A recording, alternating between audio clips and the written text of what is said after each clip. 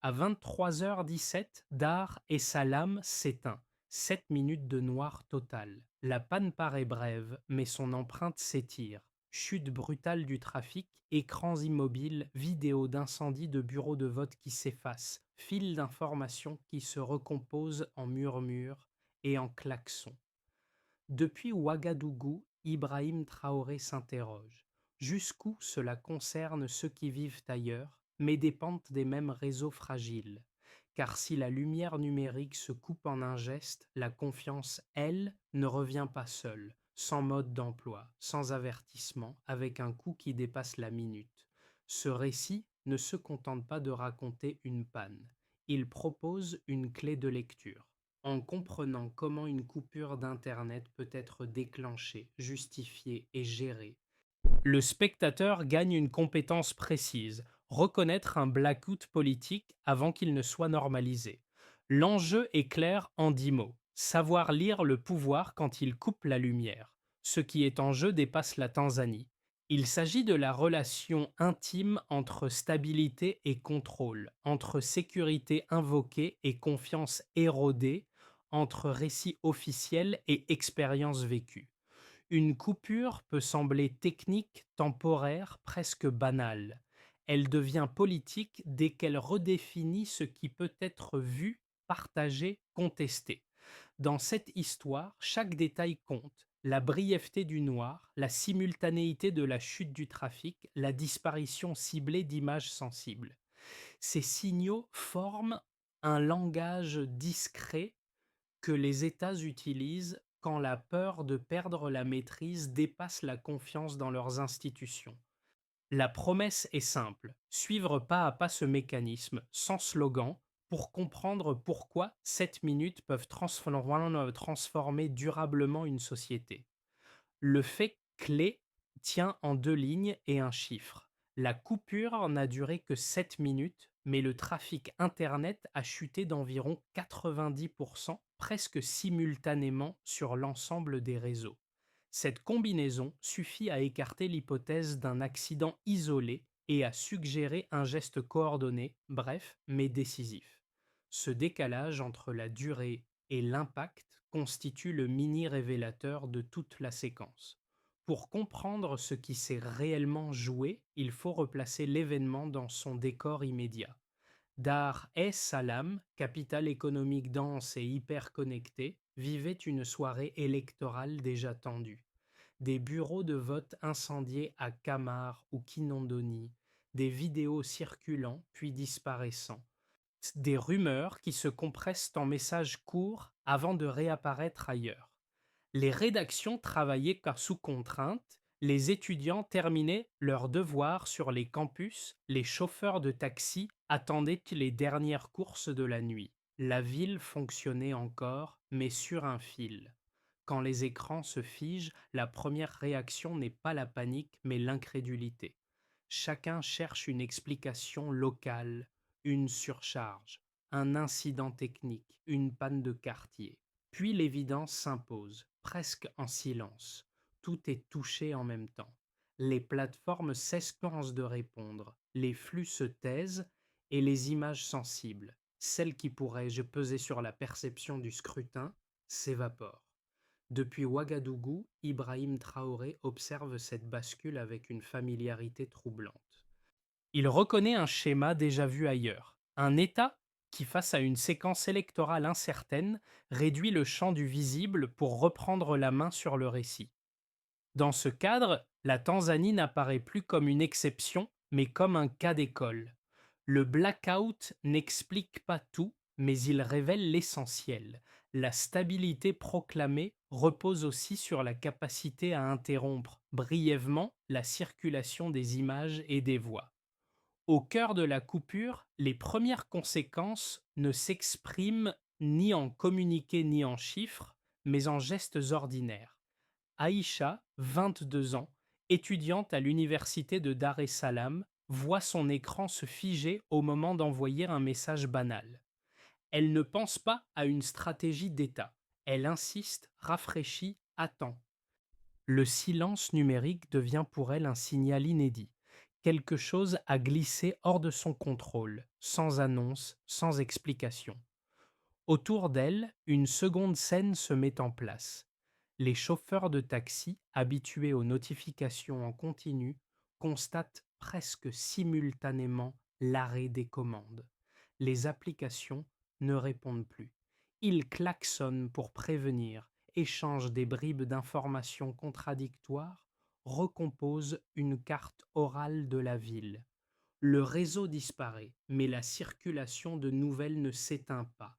Elle change de forme, plus lente, plus incertaine, plus bruyante. Dans les rédactions, l'effet est immédiat. Les chefs de service ordonnent des sauvegardes hors ligne. Les reporters se déplacent à moto pour échanger des cartes mémoire. Les articles sont calibrés pour éviter des lignes rouges devenues mouvantes.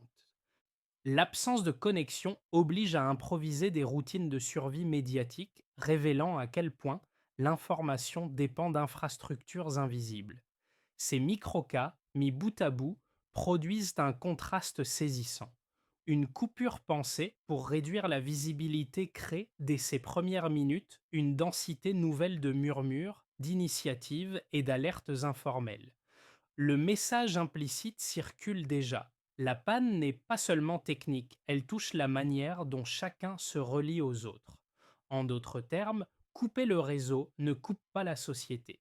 Tout commence par un geste presque imperceptible. Quelque part dans un centre de données, un interrupteur est abaissé, une instruction circule, une ligne de code s'exécute sans commentaire. À Dar as-Salam, la ville ne bascule pas immédiatement dans la panique. Elle entre d'abord dans un flottement. Les étudiants pensent à une panne locale, les chauffeurs à un ralentissement passager, les journalistes à une surcharge inhabituelle. Rien, dans les premières secondes, ne ressemble encore à une décision politique. La montée en intensité est rapide. Les messages cessent d'arriver, les plateformes sociales se figent, puis les vidéos sensibles disparaissent. Dans des quartiers comme Kinondoni, des témoins décrivent dans des rues soudain silencieuses où les klaxons remplacent les notifications pour signaler que il se passe quelque chose. Les rédactions comprennent presque simultanément que la coupure est générale. Des chefs de service ordonnent des sauvegardes hors ligne. Des reporters partent à moto pour échanger des cartes mémoire. Des titres sont réécrits pour éviter des formulations désormais risquées. La stabilité affichée se fissure dans la pratique. Au sommet de la séquence, la pression se déplace vers les centres de décision. À Dodoma, les couloirs s'animent. Des ministres rédigent des communiqués prudents évoquant une maintenance ou un afflux inhabituel. Les opérateurs télécoms reçoivent des consignes ambiguës. Stabiliser la charge, limiter les interférences, protéger le réseau. Le sous-texte est compris de tous. Il s'agit de réduire la circulation d'images susceptibles d'infléchir la perception d'un scrutin encore sensible. La crête de l'événement ne tient pas à la durée de la panne, mais à ce qu'elle cherche à invisibiliser. C'est à ce moment que la séquence dépasse les frontières. Des fragments d'images, et compressés et transférés par des canaux détournés, parviennent à l'étranger. À Ouagadougou, Ibrahim Traoré suit ces vidéos éparses et identifie un schéma familier. Un pouvoir inquiet face à des images incontrôlées. Une tentative de reprendre la main en rétrécissant le champ du visible. Et une jeunesse qui refuse de disparaître dans le silence. Pour lui, la leçon est connue. Un câble peut être coupé, mais les conséquences échappent toujours à celui qui l'abaisse. Viennent alors les répliques. Sur les campus, des réseaux hors ligne s'improvisent. Dans les rues, des vendeurs ambulants deviennent relais d'information. Les journalistes créent des sites miroirs hébergés hors du pays. Chaque verrouillage produit une nouvelle brèche, chaque restriction révèle une ressource inattendue. L'État poursuit sa logique de contrôle, mais l'espace social se reconfigure déjà. La séquence complète apparaît ainsi dans sa continuité. Un déclencheur discret, une montée rapide, une crête révélatrice, puis des ondes qui redessinent la nuit de l'intérieur. Ce qui devait être une interruption maîtrisée devient un révélateur durable, exposant la fragilité d'un ordre qui dépend du silence. Le point de départ est net. Avant la coupure, le trafic circule normalement. Pendant, il s'effondre presque d'un seul coup. Après, il met des heures à se reconstituer. Cette bascule, observée sur l'ensemble des réseaux, fixe un cadre mesurable à ce qui pourrait sinon rester une impression. La durée officielle, 7 minutes, paraît anodine. Le delta qu'elle provoque ne l'est pas. Premier indicateur, la chute d'environ 90% du trafic. Une baisse de cette ampleur, simultanée chez les principaux fournisseurs, ne correspond pas à un incident isolé sur un câble ou à une surcharge locale. Elle signale une action centralisée visant à interrompre le flux national. En termes simples, un tel décrochage ne se produit pas par hasard. Il suppose une coordination. Cette mesure transforme la panne en décision. Deuxième indicateur, la temporalité. 7 minutes suffisent pour effacer des contenus sensibles au moment le plus critique d'une soirée électorale.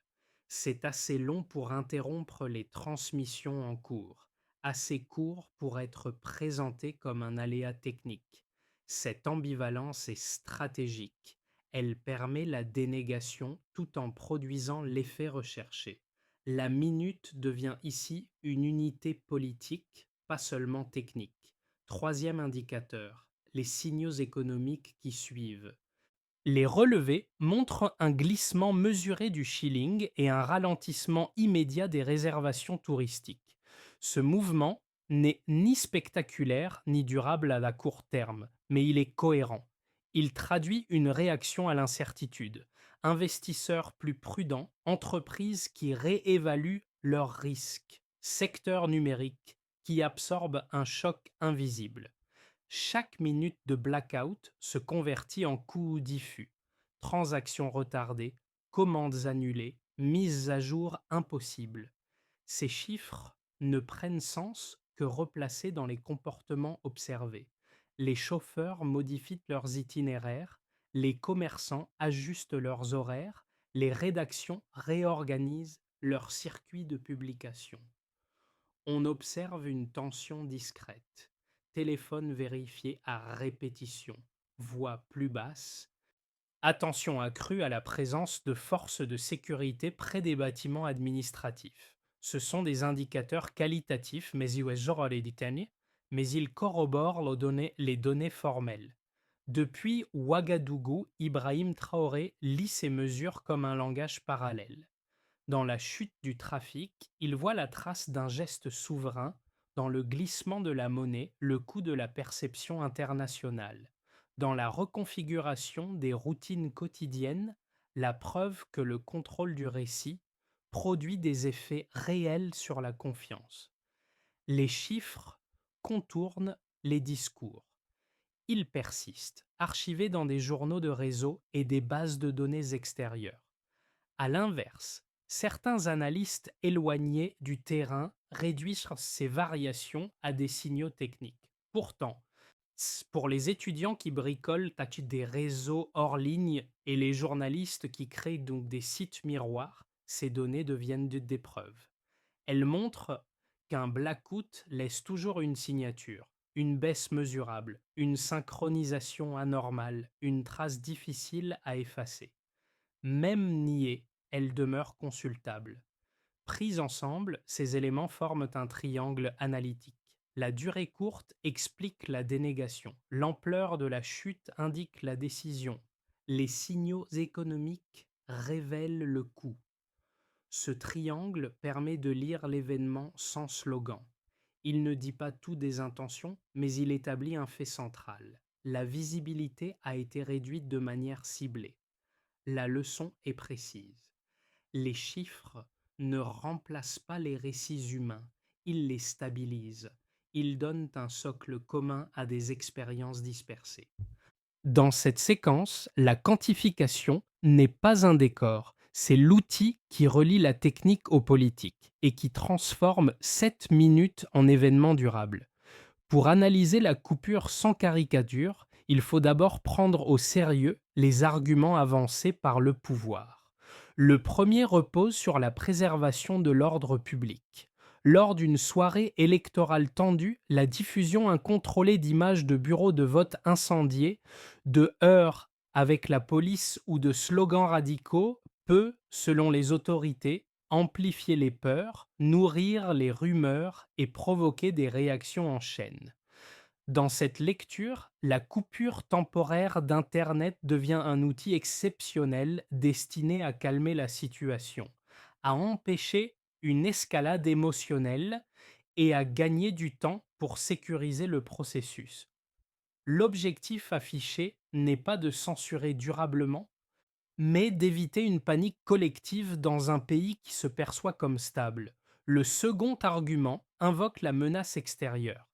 Des responsables évoquent si des ingérences numériques, des campagnes coordonnées venues de l'étranger capables d'exploiter les failles d'un scrutin serré. Face à cette hypothèse, contrôler les flux d'informations serait un acte de souveraineté. La stabilité tanzanienne, souvent présentée comme un acquis historique, serait trop précieuse pour être mise en danger par des contenus manipulés. Dans ce cadre, la coupure apparaît comme une mesure défensive, comparable à un couvre-feu informationnel, limité dans le temps et justifié par l'urgence. Ces deux arguments méritent d'être entendus. Ils traduisent une inquiétude réelle, celle de perdre le contrôle d'un récit au moment où chaque image peut devenir un symbole. Et pourtant, confrontés aux faits observés, ils montrent leurs limites. Les journalistes voient dire leurs cartes de presse confisquées, des vidéos disparaissent puis réapparaissent sous forme compressée. Un rédacteur en chef ne rentre pas chez lui sans explication publique. Ces éléments suggèrent que la coupure ne vise pas seulement à apaiser, mais aussi à réduire la visibilité de contenus précis. C'est ici que l'argument officiel se fragilise. Une mesure présentée comme neutre et temporaire produit des effets asymétriques. Certaines images sont étouffées, d'autres récits survivent. La coupure peut ralentir la circulation de rumeurs, mais elle stimule aussi l'ingéniosité citoyenne, rendant la censure plus visible que les contenus qu'elle cherche à effacer. Depuis Ouagadougou, Ibrahim Traoré lit cette tension comme un paradoxe classique. Vouloir protéger la stabilité par le silence revient souvent à exposer une fragilité plus profonde. Au final, le stillman ne disculpe ni n'accuse, il clarifie. Il montre que la coupure répond à des peurs compréhensibles, mais qu'elle engendre des coûts politiques et sociaux qui dépassent ses bénéfices immédiats. C'est dans cet écart que se joue la suite du récit. Au milieu de la nuit, un basculement discret s'opère loin des palais et des salles de rédaction. Sur un campus, dans une cour à peine éclairée, apparaissent des tracts portant un seul mot. UAZ, transparence. Le terme circule d'abord à voix basse, puis se transmet de téléphone en téléphone par clé USB par capture d'écran. Ce n'est pas un mouvement structuré, mais une idée mobile, difficile à saisir, quand encore plus difficile à faire taire. Une chanson, Sotia Uhuru, traverse la ville comme une étincelle obstinée. Des fresques surgissent à l'aube, sont effacées le matin, mais déjà photographiées, partagées, archivées ailleurs. L'effacement devient lui-même un message. La coupure, pensée pour refermer l'espace public, ouvre paradoxalement un langage commun, fait de signes légers et reproductibles. Depuis Ouagadougou, Ibrahim Traoré observe cette mutation avec attention. Ce qu'il voit n'est plus seulement une crise tanzanienne, mais une grammaire qui se forme entre jeunesse africaine, un refus calme de laisser le silence définir la paix. Le pouvoir croyait maîtriser l'obscurité. Il découvre qu'elle peut porter une lumière plus tenace que prévu. Ce moment marque le véritable milieu du récit. À partir d'ici, La question n'est plus de savoir si le blackout était intentionnel, mais ce qui l'a déclenché. La coupure cesse d'être un outil, elle devient un révélateur. Les effets de la nuit noire ne se dissipent pas avec le retour du signal. Ils se déploient en cercles successifs qui touchent différemment quatre groupes mais convergent vers une même prise de conscience. La coupure a déplacé le rapport au pouvoir. Pour les habitants, le quotidien reprend en apparence. Les bus circulent, les marchés rouvrent, les écrans s'illuminent à nouveau. Pourtant, quelque chose a changé. Les familles comprennent qu'une conversation avec la diaspora, un paiement mobile ou un simple message peut disparaître sans préavis. Les étudiants se souviennent de l'angoisse discrète du fil d'actualité figé, des tentatives répétées pour rafraîchir un écran immobile. La confiance se fragilise à un niveau intime, celui où la parole dépend d'un bouton invisible. Pour les acteurs économiques, la coupure agit comme un avertissement. Les réservations touristiques ralentissent. Certains investisseurs demandent des garanties supplémentaires. Les petites entreprises réorganisent leurs flux pour anticiper d'éventuelles interruptions futures. Le glissement du shilling, bien que limité, confirme cette inquiétude. Chaque minute de blackout se traduit par des coûts diffus, transactions retardées, commandes annulées, mises à jour impossibles. Le numérique, perçu comme un moteur de stabilité, apparaît soudain comme une variable politique. Pour la jeunesse, l'épisode devient fondateur.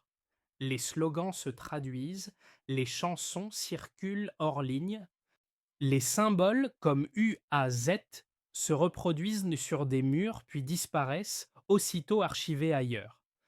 Aïcha, malgré elle, incarne une expérience partagée par d'autres étudiants de Nairobi, Kigali ou Lagos, la découverte que la voix numérique peut être suspendue mais aussi recréée. Les artistes, les journalistes et les activistes apprennent à multiplier les canaux, convaincus que si l'un se ferme, un autre doit exister. À l'échelle régionale, la séquence tanzanienne agit comme un miroir. Des hashtags franchissent les frontières, des capitales observent et comparent. Les communiqués internationaux restent prudents, mais le message est compris. Une stabilité fondée sur le silence est plus fragile qu'elle n'y paraît. À Ouagadougou, Ibrahim Traoré lit ces signaux comme les pièces d'un même puzzle. Il y voit la confirmation que la souveraineté, lorsqu'elle s'exerce par la coupure, génère des effets qui dépassent le cadre national et nourrissent une vigilance continentale. Ces conséquences n'avancent pas séparément, elles se renforcent et produisent une conclusion inattendue. Ce qui devait être une interruption maîtrisée devient un révélateur durable. Un câble peut être coupé, mais la mémoire collective, elle, reste active. La nuit du blackout laisse une trace qui continue d'informer les choix, les peurs et les attentes bien après le retour de la lumière. À moyen terme, la trajectoire ouverte par la nuit du blackout peut suivre trois chemins distincts. Aucun n'est certain, mais chacun s'appuie sur des dynamiques déjà visibles: la gestion institutionnelle du récit, la vigilance de la jeunesse, la sensibilité économique et le regard régional. Ces scénarios n'annoncent pas des destins figés. Ils décrivent des équilibres possibles. Voici une trajectoire possible. L'État maintient une ligne ferme tout en évitant les coupures les plus visibles. Les interruptions deviennent plus rares, plus ciblées et s'accompagnent d'explications techniques standardisées. Les lois sur les médias ne sont ni durcies ni assouplies de manière significative. Les rédactions renforcent leurs sauvegardes hors ligne, les journalistes adaptent leurs pratiques, la jeunesse conserve des réseaux parallèles discrets. Le pays avance, mais dans une atmosphère de prudence latente où chacun intègre la possibilité d'un nouveau noir. La stabilité est préservée au prix d'une confiance incomplète. Voici une trajectoire possible. Ici, le coût économique et réputationnel du blackout pèse davantage. Les investisseurs expriment leurs réserves, les partenaires régionaux s'inquiètent et certains responsables plaident pour des garanties minimales. Sans transformation radicale, des gestes sont posés. Transparence accrue sur les coupures, dialogue technique avec des observatoires indépendants, protection formelle des rédactions lors des périodes sensibles. La jeunesse obtient des victoires symboliques, modestes mais tangibles. L'espace public respire davantage, non par idéal, mais par calcul. La confiance ne revient pas totalement, mais elle cesse de se dégrader. Voici une trajectoire possible. Dans cette voie, les coupures deviennent un outil assumé de gestion des crises. Les arrestations ciblées se multiplient, les figures visibles se replient ou s'exilent, les réseaux comme UAZ se déplacent hors du pays. La société s'habitue progressivement à une normalité intermittente où la parole publique dépend du contexte. Le risque central n'est pas l'explosion, mais la fatigue. Accepter le silence comme prix d'une paix apparente. La stabilité persiste, mais elle repose sur une résignation diffuse. Ces trois scénarios convergent vers une même recommandation de lecture. Pensez la stabilité non comme absence de bruit, mais comme présence de confiance. Lorsque la lumière numérique peut être retirée en un geste, l'enjeu n'est pas de prédire l'avenir, mais d'identifier ce qui, aujourd'hui, renforce ou fragilise ce lien.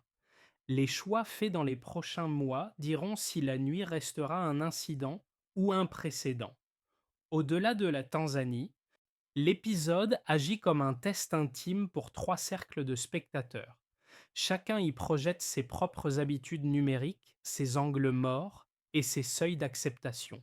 Enfin, du point de vue de celles et ceux qui observent de plus loin. Pour eux, la coupure fonctionne comme un miroir brutal. Elle rappelle que la liberté numérique n'est pas un acquis, mais une condition réversible. Un écran figé, une notification absente, un message qui ne part pas, suffisent à déplacer la perception du risque. La leçon est pratique. Diversifier les canaux, sauvegarder hors ligne, comprendre que l'expression publique dépend aussi d'infrastructures invisibles. Ce n'est pas une injonction à l'activisme, mais une vigilance élémentaire. Ensuite, du point de vue de ceux qui fabriquent et protègent l'information, journalistes, photographes, éditeurs et créateurs indépendants lisent l'événement comme un rappel opérationnel. La liberté d'informer ne tient pas seulement aux lois, mais à la continuité d'accès. Confiscation de cartes, pression physique, suppression ciblée de contenu. Ces signaux imposent des routines nouvelles, redondance des archives, hébergement alternatif, chaîne de publication distribuée. L'objectif n'est pas la confrontation, mais la résilience du récit face aux interruptions. Enfin, du point de vue de celles et ceux qui observent de plus loin.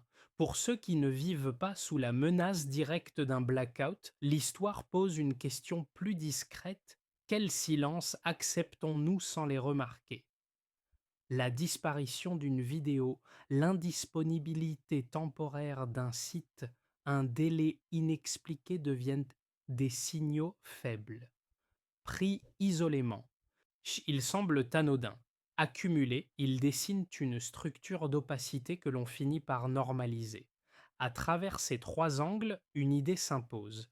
Le silence n'est jamais neutre. Il façonne les comportements, réoriente les pratiques et redéfinit les attentes. Comprendre cela, c'est déjà réduire l'effet de surprise. Et c'est souvent, à ce niveau, celui des gestes ordinaires, que se joue la différence entre interruption subie et continuité préservée. Réduire la vulnérabilité révélée par la nuit du blackout ne suppose ni slogan, ni promesse grandiose, mais une série de gestes concrets, mesurables et cumulables.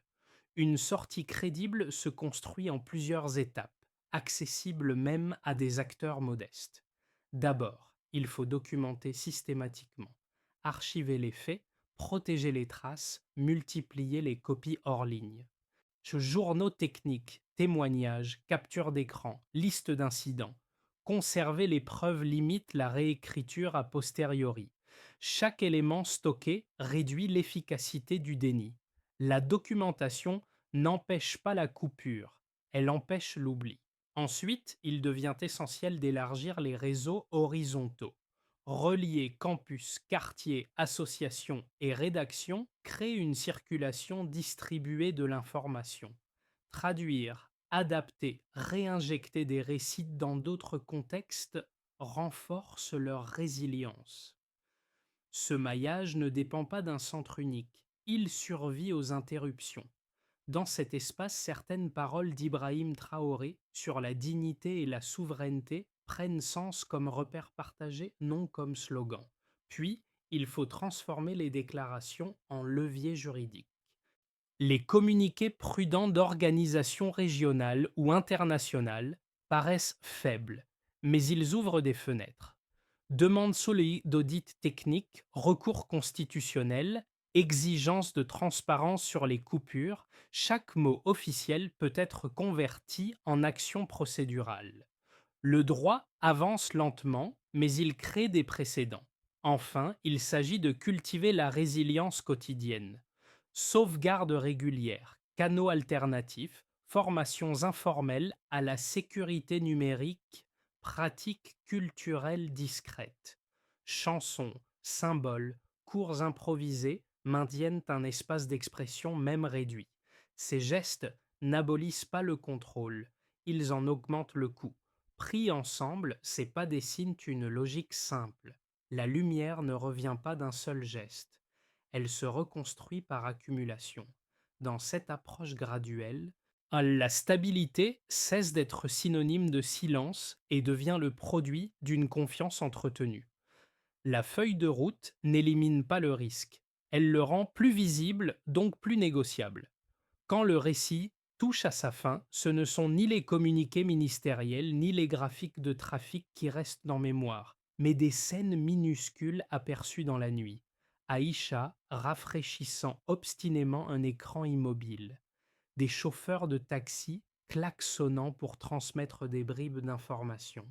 Des vendeurs ambulants frappant des casseroles pour signaler qu'un rassemblement se forme plus loin. Ces gestes, fragiles et improvisés, composent une trame humaine que la coupure n'a pas réussi à effacer. Avec le temps, ces images circulent au-delà de Dar es Salaam. Sur d'autres campus africains, des étudiants s'y reconnaissent. Ils y voient que moins un acte de défi qu'une affirmation simple. La parole existe avant le réseau. Dans ce mouvement discret, certaines phrases d'Ibrahim Traoré sur la dignité comme richesse première du continent trouvent un écho particulier, non comme mot d'ordre, mais comme validation symbolique d'une expérience partagée. La nuit du blackout rappelle une évidence souvent oubliée. La lumière numérique peut s'éteindre en quelques secondes, mais la mémoire collective se recompose autrement.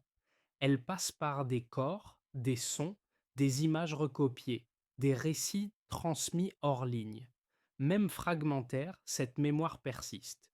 Ce retour aux gestes élémentaires donne au récit sa charge émotionnelle. Il montre que, face à l'obscurité imposée, quelque chose d'humain insiste encore. Et c'est souvent cette insistance silencieuse, plus que n'importe quel signal rétabli, qui empêche une société de se dissoudre dans le noir. Raconter cette nuit n'avait pas pour objectif de désigner des coupables ni de prescrire une conduite unique. Il s'agissait plutôt d'ouvrir un espace de réflexion, là où le blackout révèle quelque chose de plus vaste que lui-même, notre dépendance collective à des infrastructures que nous ne contrôlons pas toujours. La flamme aperçue sur les marches d'un campus de Dar es Salaam n'est pas un appel à la confrontation. Elle est une invitation à regarder autrement ce que nous tenons pour acquis. Dans chaque ville, chaque rédaction, chaque foyer connecté, il existe des gestes discrets capables de maintenir des voix actives lorsque les canaux officiels se taisent. Soutenir un média indépendant, partager une information vérifiée, traduire un slogan. Aider un proche à sauvegarder ses données. Ces actions n'abolissent pas le pouvoir, mais elles en réduisent l'asymétrie. Elles rappellent que le silence n'est jamais une fatalité, seulement une condition temporaire.